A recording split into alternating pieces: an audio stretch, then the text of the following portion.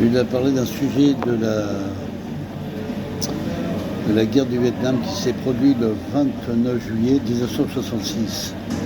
On va commencer par les bases. En fait, il y avait le président Lyndon Johnson, qui était le 36e président chef d'État des États-Unis, unis au Texas, qui a succédé le trône à John Fitzgerald Kennedy,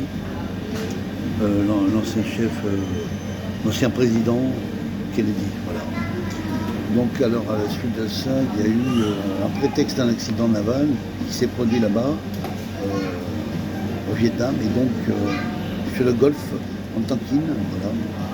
En août, c'était en 1964, voilà, ça a démarré, un échange de coups de feu, de canons, de torpilles, donc dans le nord du Vietnam, qui a destroyé un petit peu le continent. Les Américains ont déclenché la guerre, ont commencé cette guerre de bombardement qui s'est produite dans le nord du Vietnam, à la ville de Haiphong de Hanoi. C'est le lieu qui a été visé, le point stratégique de démarrage de cette ville au Vietnam de la guerre. Voilà. Ensuite de ça, il y a eu Ho Chi Minh, qui a été âgé de 70 ans, qui était le président du Vietnam et qui décède exactement le 3 septembre à cette époque-là. Voilà.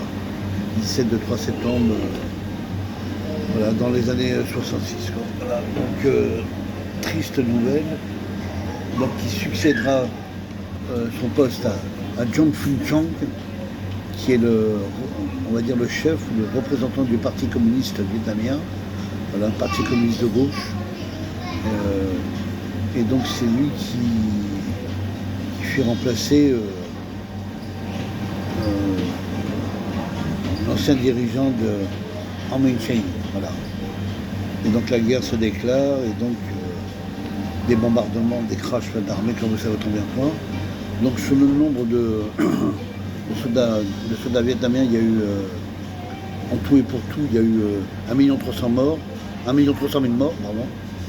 Et ensuite, sur le plan des soldats décimés aussi par les Américains, on constate qu'il y a eu plus d'1,8 million de soldats américains aussi, qui sont morts et tués sous le drapeau national des Américains. Voilà. Et donc,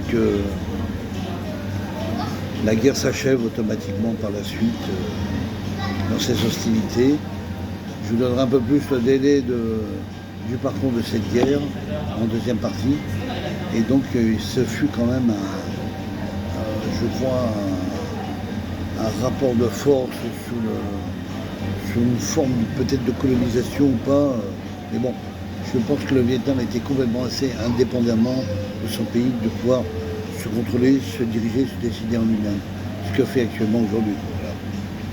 Voilà, donc c'était le rapport historique. Merci, à plus tard.